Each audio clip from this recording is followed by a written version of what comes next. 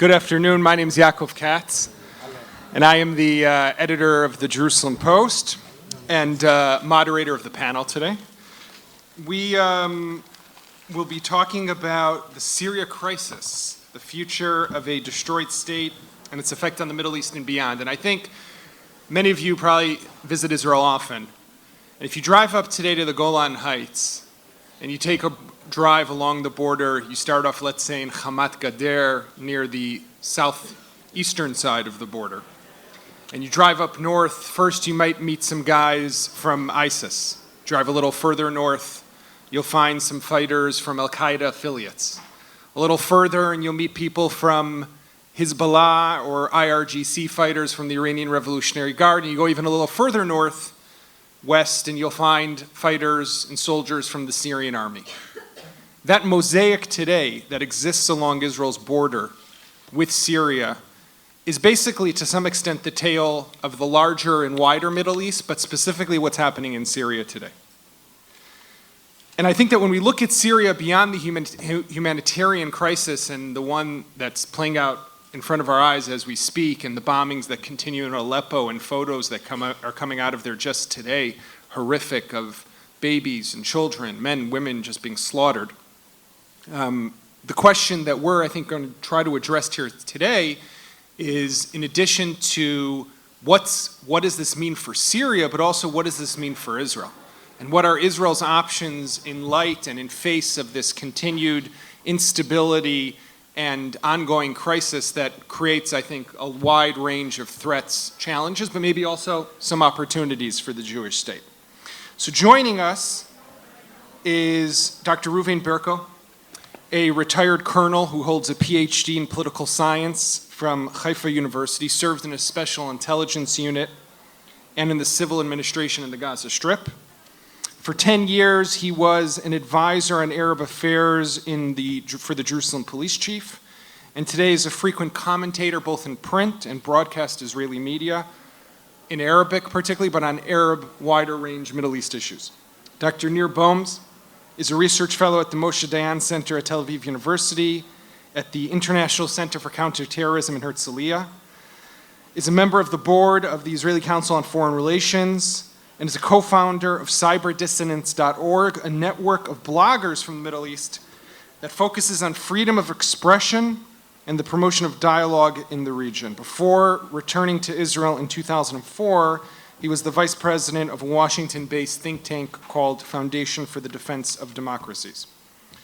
Atid El-Hendi is a dissident who fled Syria 4 years ago.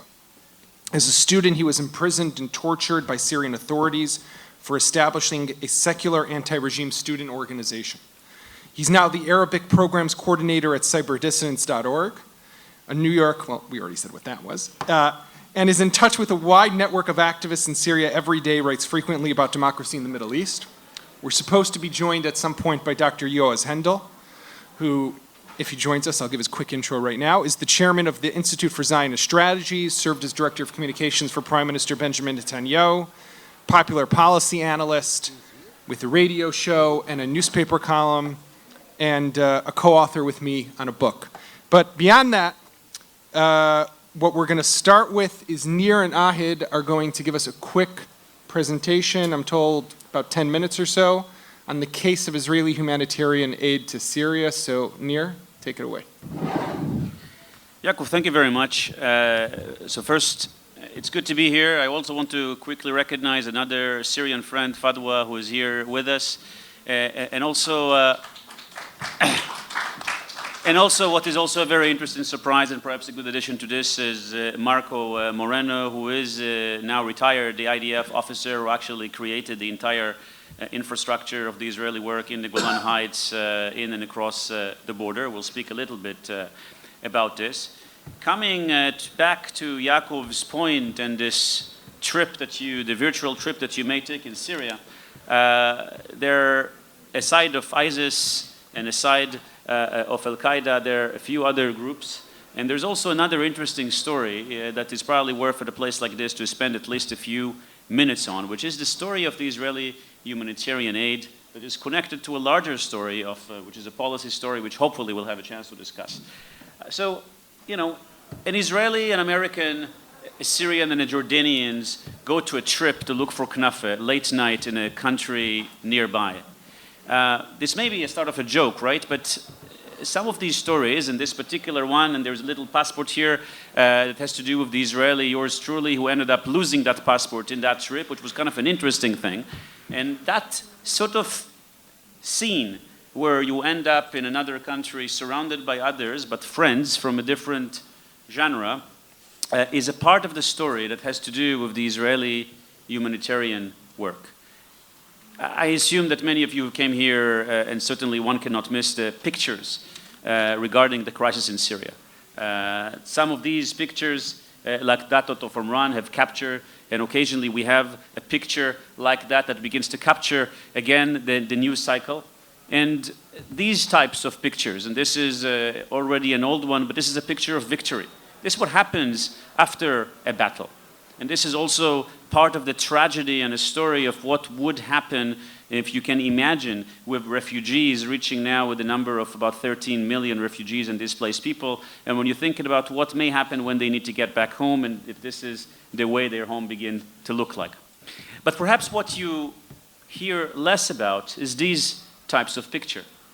A hospital that's been bombed, you've heard some of these news even relatively recently, just 2 days ago in Jabhat al-Hashib, there's a town not so far away from the Israeli border, a hospital as such was again bombed again. This is a hospital that some of our colleagues that we'll speak about were supplying medicines for. And soon enough, you'll have pictures like that. Not all of them will get to the press, some would.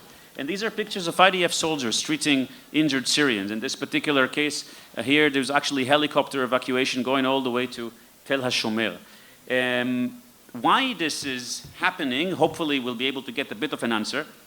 But just to recap of how this begins, about a year after the Syrian crisis comes upon us, something that many in Israel thought it's a short crisis, it will end very soon. You see here the signs. This is signs of demonstrations taking place in Tel Aviv, protest in front of the Russian embassy. 10,000 people killed in Syria. To remind you, the numbers today are over 500,000. And there is a rally that some Israeli civic groups did that says, you know, we want to tell you that we care. We want to tell you that we watch, we listen. And we want to tell you that unlike some of what you may hear, we don't really support Assad. We would like to offer at least our sympathy and to show you that we care. And afterward, there's a bunch of us sitting on a nice circle and says, look, words are very nice, but that's not going to help people in the winter. If we really care, we need to do something different. Civic Society comes to work. And I'm going to review quickly a work of about 5 years that is fairly vast and deep. And at the beginning, the Civic Society says, well, you know, we'll do what we have done, what perhaps some of you have done. Let's ask some people, collect some clothes, and then let's get them to the Syrians. And of course, getting to the Syrians is a very simple thing, right? You take the thing, you put them in a little truck, you cross the border, you find the Syrian, and you give it to them, right? Because it's Israel in the Middle East. Obviously, a little more complicated than that. The first engagement is with the Jordanians, and I'm going to show you some of the pictures from this. And this is one of the first pictures of the first delegation, again, taking place about a year and a few months following the beginning of the war. We're now talking about the year 2012, and a bunch of us are there with the supplies that were donated, engaging with the refugees. A number of other Israeli groups have joined that work on the civic side. I'll get to the non-civic side soon. And what you see here is Israeli that working with the Jordanian. You see a typical picture, and this is in Jordan. You see the supply truck. You see some of the scene, and you see the refugees. These are the Israeli refugees. You see some of us, again, engaging. This is the edge of a refugee camp, and this is a gathering inside one of a shack, again, speaking with the people, feeling a little bit of what they're going through. Of course, the children, and as you can imagine, these things are not done that easily. You have the Jordanian police as well overseeing this. But the work goes deeper. You have here those of you who are able to see it, International Flying Aid, an interesting international organization. Very few people have heard of it. And this is in Haleb, in a city that is now very much in the news. But if you look further into this, this is not International Flying Aid. This is actually Israeli Flying Aid. And what you see here is a cake, an Israeli-made elite cake that is reaching Haleb already 2 years ago. We'll speak a little bit about how other Israeli products are actually able to reach the border. And then, of course, something that you may have heard something about, which is the injured who are coming to Israeli hospitals. It is interesting that Marco is here because he was actually the person who brought the first injured Syrians that he had found when he was patrolling the border, and he realized that this is a time to actually save lives, and he did. That actually became a policy. We have close to 3,000 people, Syrians, who have been treated at Israeli hospitals.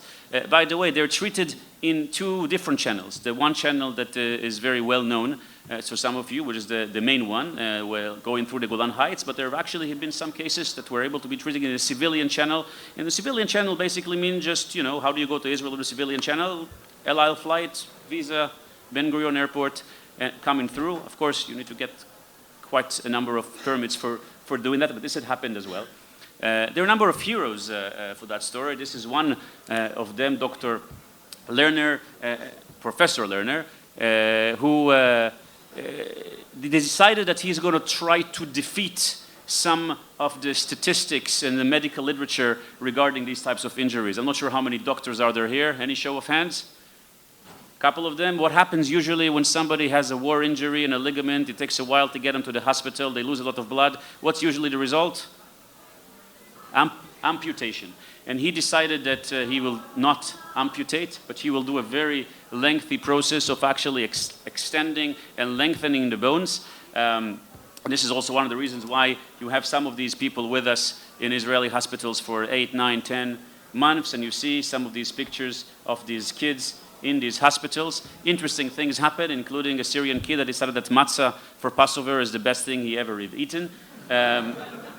An interesting case was a very famous one, actually a unique operation where somebody who lost a jaw, this was 7 different operations, but a plastic jaw was eventually printed by a 3D printer to this individual. And this is, again, a snippet of what a Syrian field hospital looks like. As you know, for those doctors, of course, you see there's some very useful tools for surgeries, sledgehammer drills, other things like that. This is what you have, and this is why this is so important to work on that. About 2 years ago, as a part of this operation continuing, the Israeli youth groups were dispatched in. 200,000 members of Israeli youth groups were asked to go around the country in different places, collect food items. Israeli youth groups is an interesting thing, because these are Jews, these are Arabs, these are Bedouins, these are Druze, these are Circassian, and they're coming from all over the place. People from unrecognized villages in the north said to be, well, you know what, we realized that we usually complain, but the Syrians need us more. People from military bases gave donations, and it was a great moment to see the Israeli society saying, you know what, we need to do something for the other side. You even see here a meeting with the prime minister to commemorate the end of that operation that eventually went onto the Syrian side. The work is not done just on the border.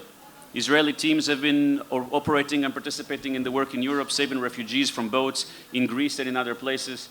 Israeli doctors, again, Arabs and Jews, have created, this is one example of those, actually a field hospital in Macedonia, in one of the routes of the refugees to Europe.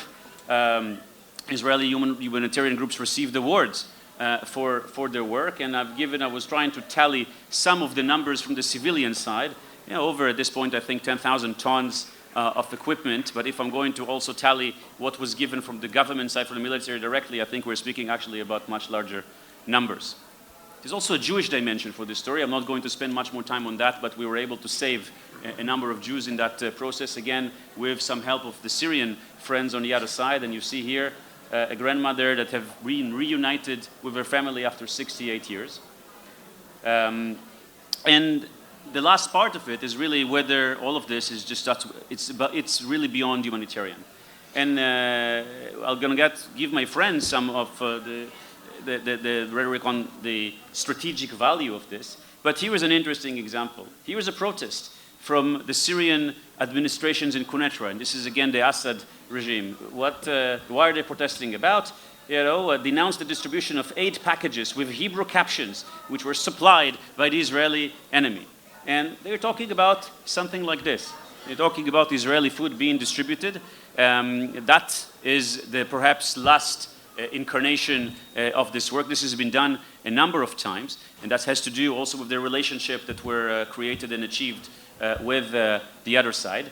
And then you have pictures like that, and I'm going to point to a very interesting story that was just published last week, an organization by the name of Amalia. This is work that has actually been done for quite some time, but finally was able to be unveiled.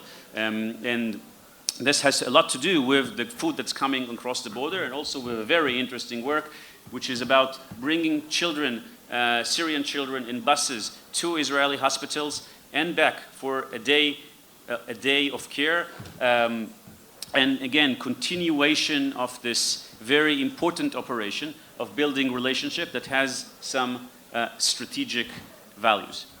Since really I probably went above time, I'm going to end here and just going to make one comment, and I'll let perhaps Atid continue on how this is perceived on the Israeli side, or the Syrian side. As an Israeli, as somebody who's been involved in it, I'm very proud to tell that story. This is a story about saving lives. This is a story about hopes. This is a story about friendships. This is a story that has to do, I can tell you, of somebody who's been dealing with it, with hours and hours and hours of conversations and meetings in person and on virtually, with Syrians from all across the Syrian society, people in the diaspora, people inside Syria, people in the Golan Heights, people who have begun to realize that the enemy of yesterday may be potentially the friend of tomorrow, people who have tried to work for their own people and were able to give at least a message of hope. As an Israeli, as somebody who grew up on stories of hope, on this idea of Im Tirtzu and Zo Agada, if you wish, is not going to be a legend, all of a sudden seeing that there are some other people who are willing to have hope, I'm certainly the last person who will tell that there is no hope. And the other piece of it, of course, is that the Golan Heights, for those of you who have been there recently, is still a safe border, despite Al-Qaeda, despite Islamic radicals, despite Iranian delegations that come there day in and day out. And that has to do also with this interesting web of relationship and friendship that were created here. So let me stop here, and perhaps I'll ask Atid to comment a little bit on how this looks on the Syrian side. Thank you, Nir, and thank you everyone for coming here. Did he take from my time, or do I have 10 minutes now? Yeah, he took about all your 10 minutes, so, you know. It's always like this with me. No. So let me just very briefly tell you about as a Syrian person who was raised in Syria all of my time and was educated, or I would say indoctrinated, in a country like Syria that taught us to hate the others and to hate a country specifically like Israel. And I mean, we never refer to Israel as an Israel. They used to teach us to say the Zionist entity and raping Zionist entity, all of that. So 10 years ago, I fled Syria, and I was in Lebanon after I was jailed in Syria. And then I got a phone call from a person, unexpected person. It was Nir Boms, an Israeli calling me to Syria. As a result of that, I mean, a couple of my friends, they were afraid, they did not talk to me. 10 years after, the same very friends, they called me back and they said, Atid, can you help us to be in touch with the Israelis? And I say, why? And they say, we need to talk together, we need to work together. Now we have a common enemy, which is Iran. And also ISIS. I mean, I'm speaking here about many moderate Sunnis that still believe that ISIS is a threat to them, not only to the neighboring country or to Europe or to the United States. So with the work that Nir mentioned and the work that Israel has given to many Syrians, it was unexpected help. People never thought that they would be killed from a regime that always praised them about nationalism, always praised them about the idea that we are protecting you from the enemy, which is Israel. And then the enemy was the one who helped many of these people more than any other country, neighboring country. We expect the help from other neighboring country, but with this high-tech help when it comes to medication, when it comes to surgery, it played a big role in giving a different image, a different narrative to the people over there inside Syria. That we could do something and that Israel is really not the enemy. Now, is that the common point of view? No, not yet. I mean, like, people need to know more. We need to focus more about that. What Israel is doing to the Syrians would help for the future to build a better relation if Syria remained united and if Syria get out of this war. People need to really know. A lot of these efforts are being done quietly. And sometimes I'm against it. I mean, like, you're helping, be proud about it. I mean, like, yes, Israel is helping in Syria. We never expected that as Syrians. And many Syrians are really thankful for that. Many lives were saved because of this. Now, Israel can also like probably help more. Israel, between the many Arabic countries, if we look at the Middle Eastern country, it's developed in many sectors. Look at the agriculture. When you compare it to many Arabic countries, it's the top. And many areas inside Syria now, they need help in this regard. They need to provide food. They need to, instead of relying only on charity, I mean, like, many Israeli company or organization could help in this issue. We do have many other issues that the Israelis can help with. And I believe this would be a bridge to build a better relation between the Israelis and the Arab in general. We have now, many Arabs are now very much afraid from the Iranian hegemony. Now, although ISIS is almost being destroyed, we have another threat. We have the Islamic State in the Levant, and we have now the Islamic Republic in the Levant, which I mean Islamic Republic in Iran, that is taking almost a Shia crescent from all the way from Iran to Lebanon, passing through Damascus. And this is a threat to Israel, to the United States, and to many Arabic countries. So we have now a common, I believe, enemy. And the Syrians, the Arabs, they experienced who is the real enemy.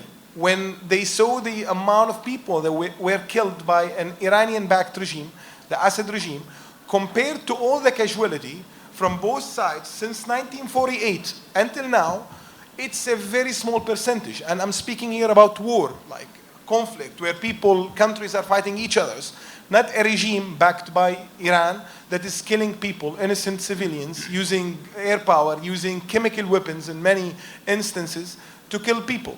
So now it's the time that, I mean, Arabs and Israelis are working together, and there is a lot of initiative. We are working here from DC with a team of people to promote what Israel is doing, because this would help us a lot to open bridges, and also to find out strategies together that how can we combat the Iranian influence that is really threatening our region.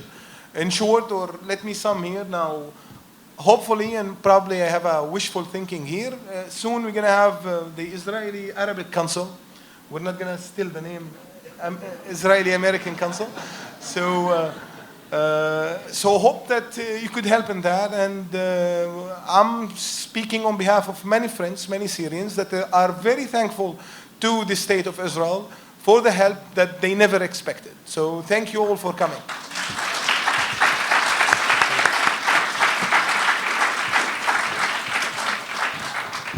Thank you, Atid. Reuven, I wanted to ask you, so in 1977, Menachem Begin then was the prime minister, and he allowed in about nearly 400 refugees from Vietnam, right, who were allowed to come into Israel and settle in Israel and given citizenship in Israel.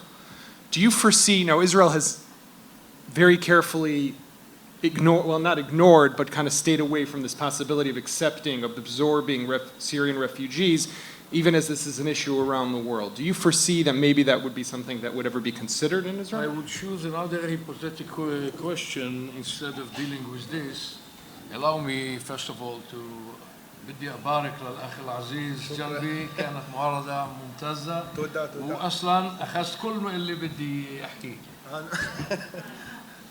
I blessed my neighbor here for his wonderful speech. Thank you. Actually, he touched a lot of things that I intended to say, but I'll begin relating to Mr. Nir, Dr. Nir. There are a lot of things the Israelis done in Syria, but thanks God they did not do the most important thing to handle the Golan Heights to Bashar al-Assad And I believe that it is, this is dramatic, because I can't imagine what would happen if ISIS or other Fatah al-Sham or other groups would have taken the Golan. They would swim in bloody waters of Tabaria, and I don't know what would happen to Tabaria. This means that Israelis should take into account very carefully any offers like withdrawing from West Bank or doing agreements with Hamas or any imagination, creative imagination that lead us to do unlogical things. Of course, there are a lot of things that Israel do with Jabhat al-Nusra. People say that Israel is done with Jabhat al-Nusra. I believe that the idea beyond this is the villages on the strip of the Golan Heights, common mutual interests, and that's the story. Refugees, we have a lot of problems with refugees. Listen, the anachronistic story of Palestinians today make me laugh, because people still speak about refugees of 48 while 10 million Syrian and Iraqi are rolling around the Middle East and now imported to Europe. And since we are dealing with the results of what's happening in Syria, this is going to influence Europe and even the United States. I met personally the day before yesterday, I met a nice woman named Alia. She is a Sunni Muslim from Syria, from Kamishli, I believe, or something like that. And she described the situation in Syria as total chaos.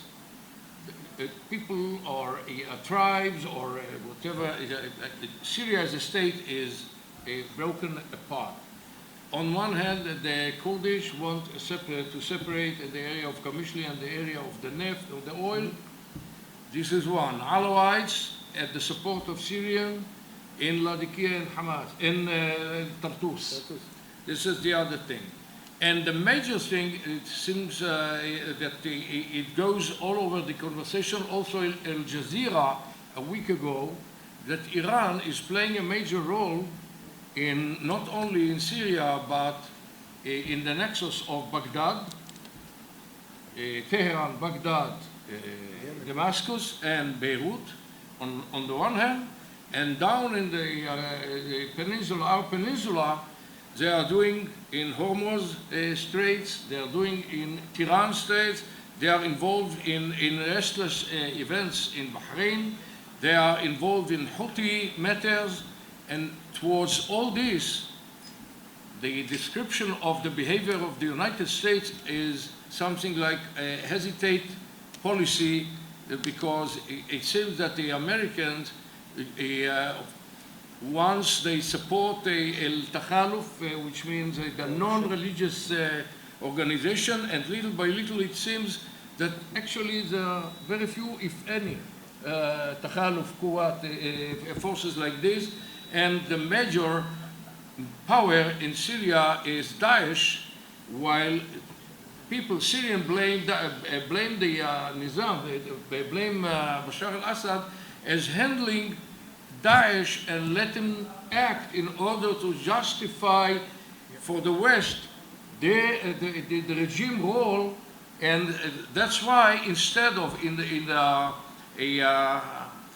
period that should be agreed upon at last week with the agreement with the Syrians, you could see that Assad is no longer something that should put away, but a mudda intiqaliyya, transitional.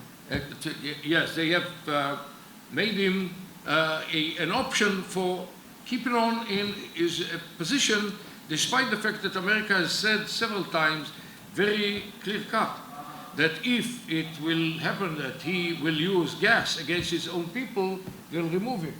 Despite this, this is the second time I heard that he used chlorine against his own citizens.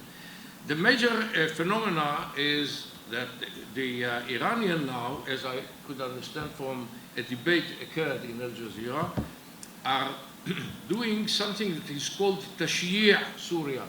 Sure. What does it mean, Tashyi' Syria? they turned Syria into a protectorate, Iranian protectorate. They changed the structure of the community in Syria.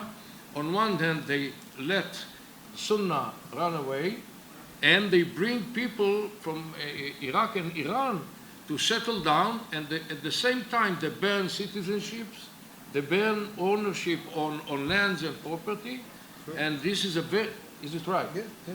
So we can see a very huge, dangerous phenomena for Syria that I doubt whether in these circumstances Syria can come back to be a state, a United States, not a United States, a state of its own, by its own.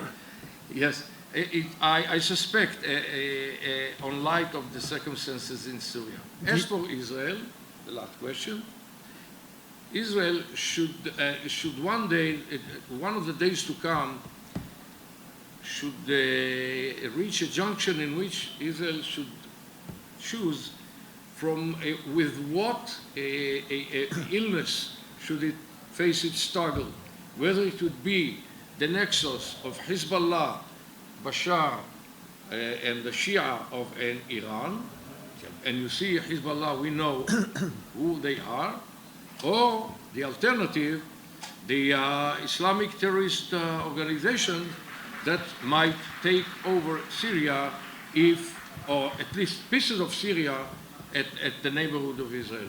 These are questions. Hypothetical questions about refugees I would postpone for the time being. I like the hesitant policy that you spoke about before with regards to America, because that insinuates as if there might be policy in America when it comes to Syria, which is a whole separate question.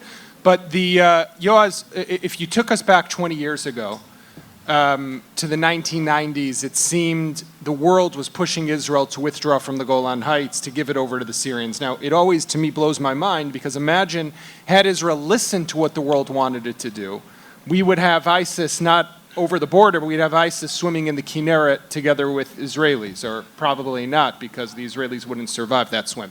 But the question is, so when you look at Syria, and you think about the Israeli policy making, how is it being viewed back home, right? Is there an opportunity here, maybe for Israel? Okay, thank you very much. I'm sorry that I was late. I just came from another panel that was focused on the Israeli-Palestinian conflict, and I see some similarities between here and there. First of all, Dr. Berko, which is the husband of Dr. Anat Berko, Knesset members, and we said, with Anat, I sat over there, and now Dr. Berko here. And secondly, I think that we are on a way trying to choose between desperate and hopes or opportunities. My first job, you spoke about the 90s, so before that, my first business was to print T-shirts with Ami Magolan, the people with the Golan. It wasn't that good business, and I'm not a businessman since then, but it was an interesting struggle inside the Israeli society regarding the future of the Golan Heights. Now, it was a struggle after we actually decided inside Israel that the Golan Heights are part of Israel, part of the state of Israel, and we annexed the Golan Heights in '81. And still, those debates will continue in the 80s and in the 90s and even after that. And one of the things that we see today is, first of all, when one, and it doesn't matter if he is Israeli or someone else, look at Syria, he cannot ignore the dramatic outcomes of the civil war inside Syria. I remember that in 2006 I was sent as a reserve duty officer to Auschwitz, to Mitzad HaChaim. And we all study never again, לעולם לא עוד. And one of the things that as Israeli, as a Jew, that sitting in Israel, to see a genocide that happening next to your door, next to your house, it really can create a huge despair. And in the other side, you understand the limitations. You understand how you limited in your ability to stop or to interfere in civil wars that even happening really next to you. The opportunities that we see in the Syria scenario today is that actually for the first time since '81 and since I printed the t-shirts with Ami Magolan, for the first time we might convince or we might speak about recognizing the annexation of the Golan since, and I add to your question, Yaakov, since there is no one there to deliver the Golan even if you want to. And since there is no real peace agreement on the table, and there is no partners in the other side, and there are no real liberal, democrat, normal, whatever, behind the border, and I'm talking about powers, I'm not talking about lone human beings, the only real actor that can maintain and hold the Golan Heights for good is the Israelis. And suddenly, even though people, the groups in the world, including in West Europe and in North America, suddenly those groups that calling to boycott the territories that we, as they call it, occupied in '67, even those groups that think that we need to go back to '67 borders can understand that this opportunity vanished, or this idea of creating a border based on '67 in the Golan Heights, it's not exist anymore. Although they still boycott products that are made in the Golan Heights. This is very interesting. What you say is very interesting because you meet people, when you meet groups that calling to boycott the Golan Heights, to boycott the goods from the Golan Heights, and you ask them specifically about the Golan Heights, you will find out that they have no good answer. They have answers about Judea and Samaria, and this is the debate that I just had in the hall next to us. But when you ask extreme left in Israel, or radical left in the world, or even people that criticize Israel for its policies, when you ask them about the Golan Heights today, not 10 years ago and not 20 years ago, when you ask them, what is your plan regarding the Golan Heights? What do you want us to do? Tell us, let's say that you have a magic stick with Harry Potter and you can do whatever you want to do. What do you want us to do? To deliver the Golan Heights to Jabhat al-Nusra, to Assad, who kill his own people, who slaughter his own people. What do you want us to do? You find out that they have no answer. And the only answer, it's not the only real answer, the only answer that one can pick is that the Israeli sovereignty on the Golan Heights is actually good for the people that live there, the Jews and the Druzians. It's good for the Syrians, and it's good for the Middle East. And this is a new opportunity that we need to put on the table. I want to jump back to you for a moment. You know, back after, not to make comparisons, but after the 40s, right, when there was the Holocaust, there were people who, you know, who said, how did we not know that this was happening, right? And since then, as the world has advanced, and especially in today's digital age, everyone, for years, we've heard is that when there can no longer be a massacre of any magnitude of such a scale because we'll find out about it. You can't hide anything anymore today. And I guess that's true, but we didn't think about the second step here, which is even if we'll know, we won't do anything.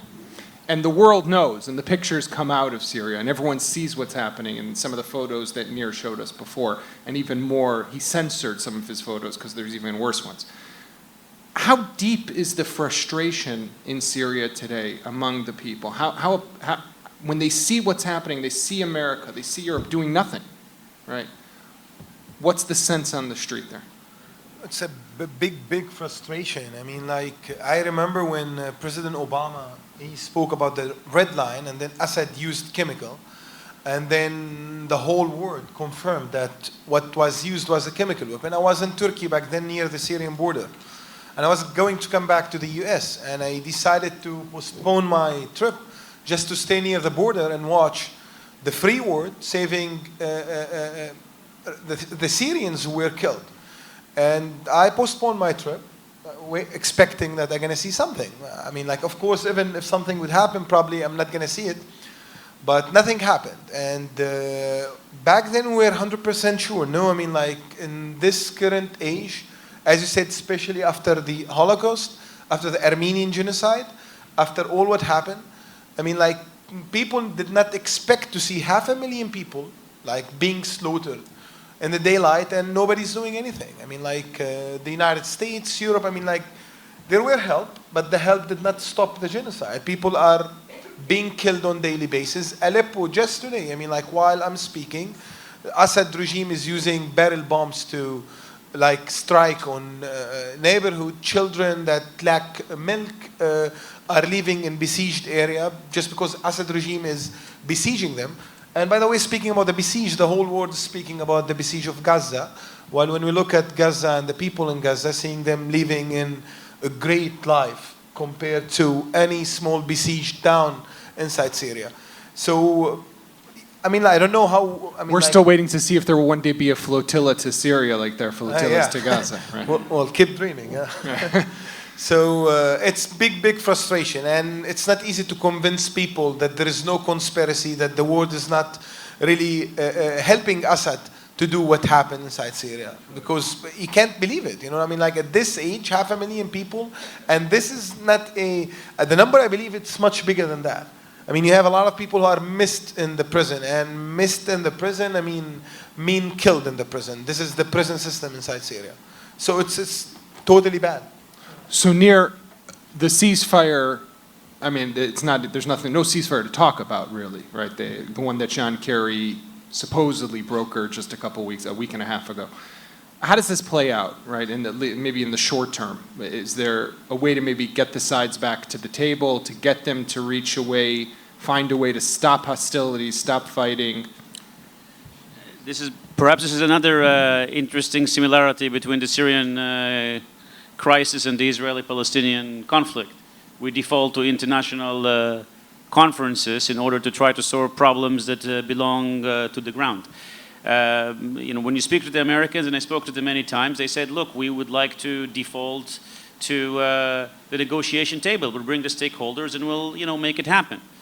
But really, if you follow up the trajectory of things, and you realize that the Americans were very busy leading from behind, and eventually the war was marching forward. The Russians eventually took the lead and actually brought Assad a good number of steps forward. Those on the ground don't believe in diplomatic maneuvers. They don't believe in the Geneva process. It's a little bit also when you're looking at the people who are there, who are not there, another perhaps similarity. You eventually get to a scenario similar to Paris. Let's get everybody on the table. Okay, perhaps the Israelis are not there, perhaps the Palestinians are not there, but we'll sort the Israeli-Palestinian conflict. Let's bring all the different other countries on the table. They may not be presence on the ground. They may have just their own proxies over there, but we'll figure out something and it will work. This is a proxy war. And when you analyze the forces on the ground, then you realize really who is fighting who. Until somebody is not going to put some muscles there, then you're not going to be able to sort it out. Actually, I will join also Reuven's more sort of pessimistic note regarding Syria as the united Syria. It's very difficult to see a solution for this. It's very difficult to see something that will bring back what was. Syria as a country is no more. The Middle East as a country is no more. All the lines that were drawn in 1916 and 1922, at this point, they begin to be historical documents that do not reflect reality. But what may emerge, and that's potentially is what is also relevant to this discussion, is de facto realities. Like you had a de facto reality with the Kurdistan, KRG in the northern part of Iraq. You may have a de facto reality of some parts of the Middle East and also some parts of Syria that will be able to somehow hold their own, somebody be able to push back, perhaps with some help, those who needs to be pushed back, and bring at least a certain degree of stability. Israel certainly has an interest that this will happen next to its northern border in the area of the Syrian Golan Heights. Reuven, one of the, I'd say, positive outcomes from Israel's perspective of what's happened in Syria is that they're no longer, if you look around Israel's borders, and this is important, I think, always to keep in mind, and we tend to forget, especially when certain leaders in Israel's political system talk always about the external threats that we face. to garner political support. But anyhow, when you look today at what happened in Syria, there is no longer a conventional military threat against the state of Israel. The military, the primary military threat against Israel for years had been the Syrian military, but the Syrian military has completely disintegrated after these years of civil war. So when you think of that and consider the situation in Syria, ISIS, Jabhat al-Nusra, Hezbollah, Al-Qaeda, the Iranians, what are the threats that it does pose to Israel, though?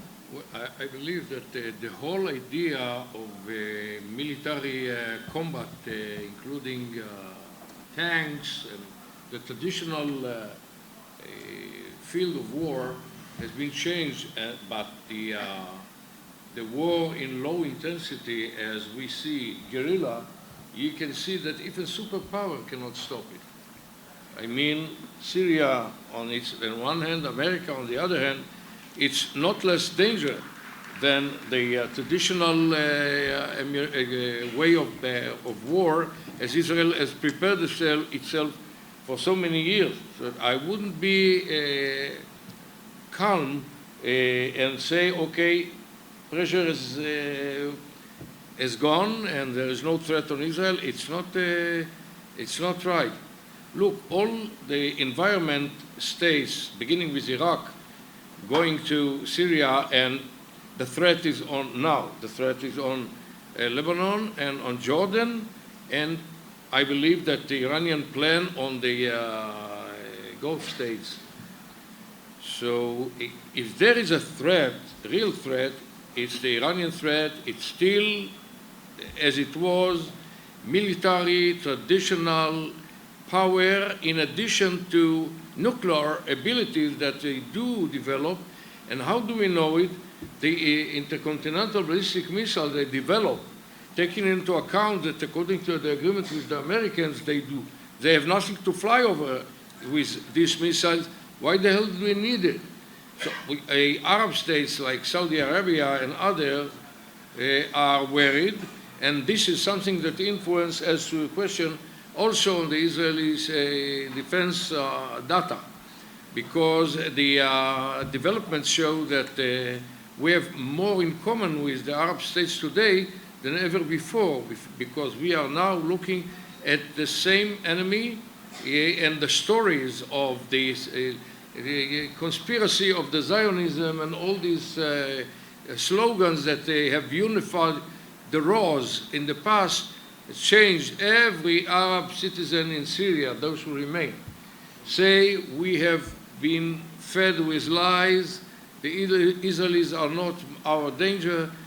Also in the Gulf you can see this matter. I would say that even the Americans in the last crisis you just mentioned, the agreement and the breaking up of the agreement, we saw something very strange. The Soviets have bumped Russians. The Russians, sorry. The Russians. Well, Putin might want them to be the Soviets. Again. Maybe he attempts to redevelop the abilities of the superpower. But they have bumped the humanitarian convoy. And on the other hand, it was introduced as a mistake that a lot of people in Israel believe that the response of the American on Deir ez-Zor was not that mistake. Maybe it's some kind of developing some muscles and even more by the American to show the Russians that we are not that naive as you could think. But as a final answer, yes, as I said before, two dramatic illnesses can touch Israel if we will not prepare. One is the story of Syria-Iran nexus, and the other is the Islamic terrorist organization, and this will expose us, in addition to Hamas and Islamic Jihad and ISIS who fight Egypt in Sinai, this is going to happen to turn the area into chaos by itself. We're going to open up for questions, but just one last question to Yoav. So this current situation that's been going on for a number of years now, 5-6 years almost, with regards to Syria from Israel's perspective. Prime Minister Netanyahu has actually done, I would think, right, maybe I'm wrong, and you'll tell us what you think, but has done a fairly good job in maneuvering between, on the one hand, keeping things quiet, but not getting pushed or pulled into Syria, and at the same time defending Israel, right, and letting the IDF respond with force each time there's a violation or some rockets or mortars are fired across the border. How do you understand Israel's responses until now? First of all, I agree that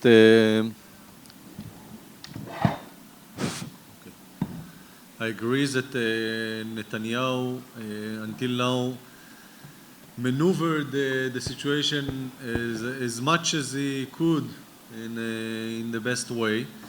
You know, we says in Hebrew, "Anevua nitna leshotim," the prophecy was given to the stupids, and no one can know what will happen with Syria, really, and no one can know what is better for Israel. We know in one side you have Assad with his connections to Iran, as you mentioned before, and in the other side, this stability state, it's not really a good neighbor.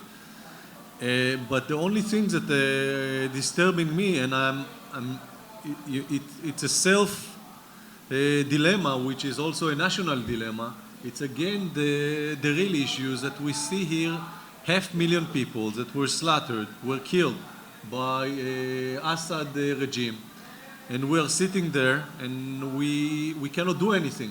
And yes, it brings us all the time, again and again, to the Holocaust period, and to ask ourselves when we are interfering in scenario like this. If Assad tomorrow morning is building a camps, this is the red line, or if he's taking all those people and starting to separate between, I don't know, the Alawis and others, when and where is the point that Israel cannot stand from this side? I think that until now, we did whatever we can, the holy jobs that you do, guys. I think it's part of it, and the things that the IDF is doing in the Golan Heights, it's part of it, without real interfering in this so sensitive situation.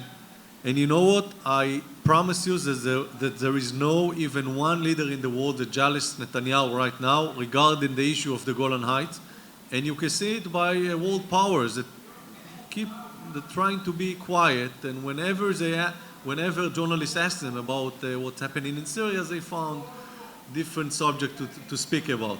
And for me personally, and I believe that for most Jews that live in Israel, this is an historical, personal, and even moral dilemma in our life, even those that we do what we do.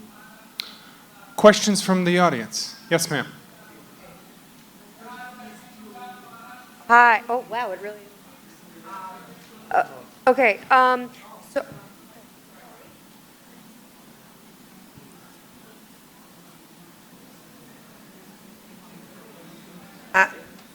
Mr. Al-Hindi, listening to you sitting here, it's very moving.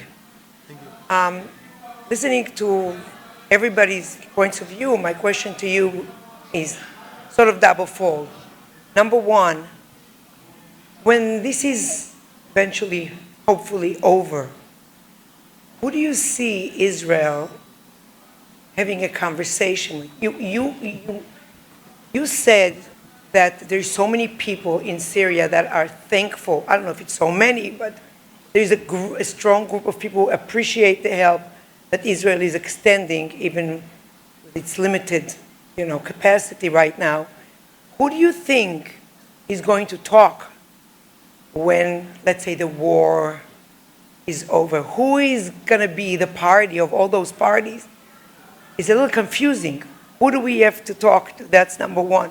And number two, from your perspective, you heard the moral dilemma that Yaakov asked and Yoav sort of tried to answer. How do you see from where you are right now, is there a non-naive way that Israel could do more without interfering, without being blamed? Yeah. So when I said many, I did not have any statistics, but I knew it from friends, from groups that I worked with inside Syria, that the narrative has changed. I mean, like, it's no longer the issue only Israel, or it's no longer, I mean, like, Gaza or Jerusalem. I mean, like, people now care about their life, and they saw it in a practical way. I mean, like, all what the Assad regime and the other Arabic country has taught their citizen about was theoretical. We did not see anything. I mean, like, is Israel really my enemy?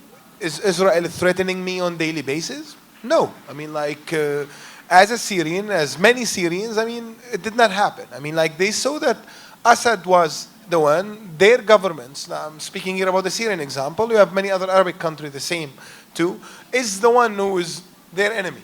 Now, who are the groups on the ground? I mean, like, I would say, like, since 1970, even before 1970, since 1958, Syria was ruled by dictatorship. First by Jamal Abdel Nasser in 1954, in the 50s, and up to now. And people, they are not used to practice politics. We did not have, like, political parties like in the West. We did not have the Israeli experience, or, I mean, like, in general in Europe. So, I mean, people yet did not assemble their representation. But there is, for instance, now the Kurds in Syria, I mean, which they are different than the Kurds in Iraq. They have a different philosophy, pretty progressive. And you have many in Syria, I mean, like, people from Damascus, from Halab, Aleppo, Homs, Hama, I mean, like, even areas where ISIS now control, like Raqqa and Deir ez-Zor, you have big families, you have people who are pretty, like, believe in civil state, very open-minded, and moderate Muslims. So Syria historically, as people, as the sword of Islam, and me myself, I'm not a Muslim, but I can speak about many Muslims there, or I see it, that they're not that conservative. I mean, like, it's different than the Wahhabi type of Islam or the Salafi type of Islam. It's closer to a Sufi type of Islam. And usually they're moderate. I mean, I belong to a minority group in Syria, Christian, and the churches there in Syria, even I'll speak about the synagogues and the Jewish thing. I mean, they were not, like, really hard. Now, of course, there were, like, a lot of hatred, a lot of racism toward the Jews inside Syria, and this was encouraged by the regimes that took over since, I mean, like, it's during my grandfather's time when they used to have something called Radio Berlin. And Radio Berlin, it's in Arabic, it's a Nazi propaganda. And since then, I mean, like, the same propaganda, anti-Jewish propaganda, anti-Semite propaganda. So people were all of their life living under this, I mean, like, superstition that Israel is controlling the world, Israel is trying to kill us all. I give you, like, example, which I now look at it as a funny way. Like, when we had once in Syria, I mean, like, when we did not go much to the beach because we had a lot of jellyfish, and people were hurted from that. And the state news and the people were saying Israelis are sending jellyfish to Syria. You know? And come on. Exactly. So, I mean, like, and you hear a lot of stupid stories like that. I mean, like, since we were kids. So don't expect much yet. But with the effort and with the change of all what happened after 2011, I'm very optimistic about that. I mean, like, there is more chances to build bridges. Afterwards, Reuven can tell you about the intelligence jellyfish that he would send out. Was you, huh? Yes. Hi, my name is Shanifa Nazar. I'm a student at the University of Illinois. Thank you so much for being here. Oh, thank you. My question is also for Mr. Al-Hindi. You mentioned that you expected the U.S. to stop the genocide in Syria pretty early on, and that didn't happen after it was confirmed that Assad was using chemical weapons. My question is, I was fortunate enough to actually meet with Syrian refugees in Ziv Hospital, and they actually were very positive about the current administration, about Obama, and I'm kind of wondering where that impression comes from. Well, you know, I mean, like, we all probably remember the Cairo speech where Obama spoke to the Muslim world, and I mean, like, people there viewed him as a different president of the United States, different than President George Bush, which they view him as a president who brought the war to Iraq, to Afghanistan. So as a leftist or a liberal, let's say, president, I mean, like, people expected that he would do more. But unfortunately, I mean, like, the philosophy of the administration that we should not intervene in the Middle East, we should go away from the Middle East. It's not only with Syria, we also the problems between the American administration, the Israeli administration, the Ukrainian, I mean, like, in many areas in the world, people were failed. They expected a lot from a president pretty progressive like Barack Obama. They expected that a president who had the idea of change, I mean, like, that implemented a lot of change in the United States, he at least would be doing this and standing with the people. I mean, like, there is, I mean, like, people were not asking to be armed. They were not asking to get weapon. Just save us. I mean, like, it's a great power. And, like, I mean, the notion that America is not the police of the world, I mean, like, probably Obama is right about it, but this is the fact. I mean, like, we've been living with that the United States is doing the big job. I mean, like, in the world, and I mean, like, has a great power and can do a lot.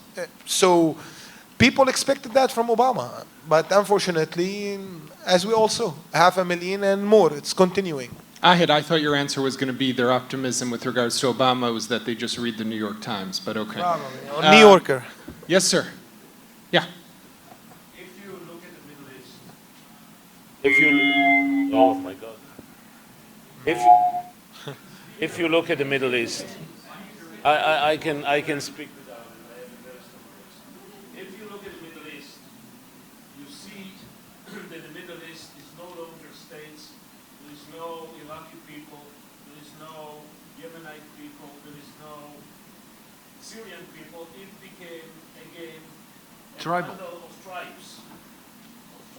In Iraq, there are, I mean, Moti from Bar-Ilan tells us that there are 500 different tribes in Iraq.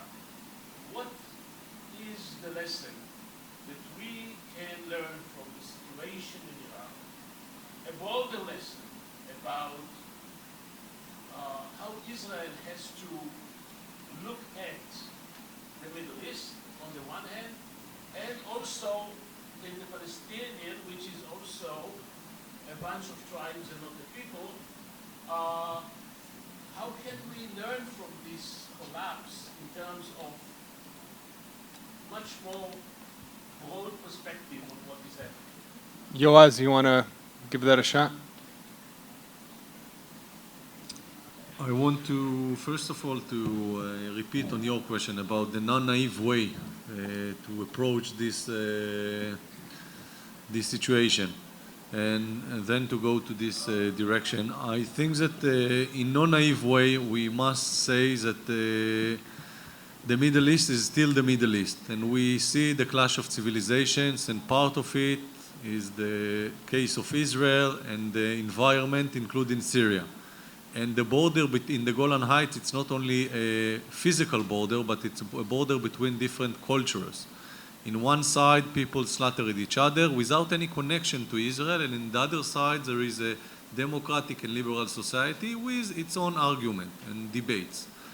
And in that perspective, it's not only Israel, but the whole world that is facing a real dramatic changes in a different culture, which is not sure that he wants to be there after the Iraq experience and other. And the tribes, as you mentioned, that fight with each other. And most of the actors today, in one side, promise things that they are not going to fulfill, and talking about rights that they are not really mean to, human rights. And in the other side, they're trying not to interfere in these civilizations of tribes, internal wars. And at the end of the day, as I see it, since we are facing collapse of different states in the Middle East, the only things that we can do is to encourage and to help those countries that still keeping stability, like Jordan and others, and to try to create more and more borders between those places that become in tribe zone. And at the same time, with no naive way, to help as we can in small steps like you do. I think it touches upon exactly the dilemma of where Israel is when it comes to the Palestinians, right? Because if you look at Syria, what's happening today in Syria should be the reason why Israel should make no concessions to the Palestinians, because why you have failed states around you, why establish a failed state? But exactly what Yoav is saying is, on the other hand, you need to strengthen the moderates, right? You need to strengthen those who could potentially be your allies, so you need to actually give maybe to the Palestinians. And that's exactly, I'm not going one way or the other, but that's exactly the dilemma that you see that's happening today in Israel. I have Reuven. a bit of memory. We tried to interfere in the story of Lebanon, if you remember. All the experiments Israel has done to interfere and to crystallize To engineer.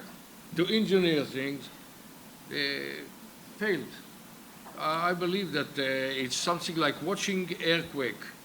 Can you do anything about it? A superpower cannot do anything about what's happening around us. We should understand our real limits and abilities and proportion.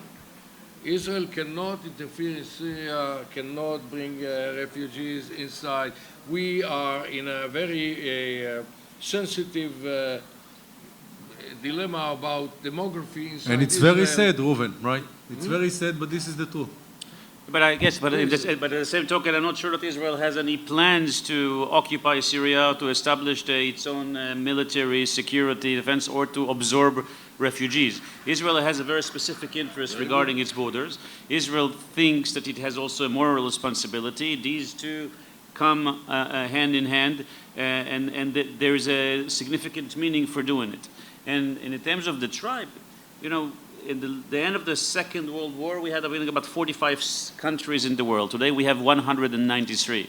And if you count the contesting countries, all those who wants to become, whether they are the Basques, whether they are in Ireland, whether they are the Kurds, or whether they are the Islamic State, then you realize that, you know, this is not over yet. The important piece here is to understand, as we've said, who are your friends and who are your enemies. This is a process of realignment, and it's very important to figure out who are on your side and who is on the other side. Last question over there, yeah. You.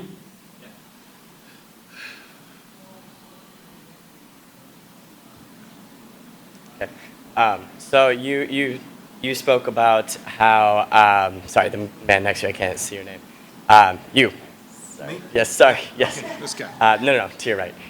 You spoke of how Israel's attempts to engineer the Middle East have failed, you could argue. The attempts of the United States have also failed miserably over the years. And so I guess I ask that if, and we're also criticizing, I suppose, Obama for not taking any action. The red line was crossed. But I ask, what if our failed attempts have been what's created the mess right now, why would more interference and since all the sides are relatively extreme, there is no moderate side. I guess I want to understand how intervention for the sake of intervention would be beneficial to Syria and the Middle East and to Israel. Reuven? So I believe I understood the question. I'm not sure about it, but I'll try to reply. Listen, sometimes I believe that the Israeli policy consistently do not want to interfere, not in the case of Syria and even not in the case of the Palestinian. It might be surprising, but and this is the natural way to think about anything on the field. What is good for the Israelis?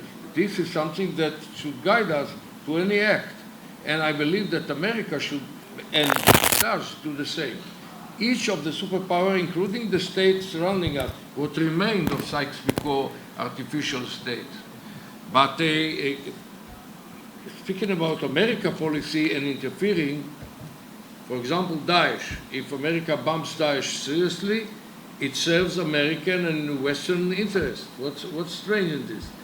you should not be too much sophisticated as in our area we call it mu'amarat, conspiracies, mu'amarat. We should be modest and we should think about what serves our interests, and we should do according to this. That's the point. Okay, thank you all very much. Thank you.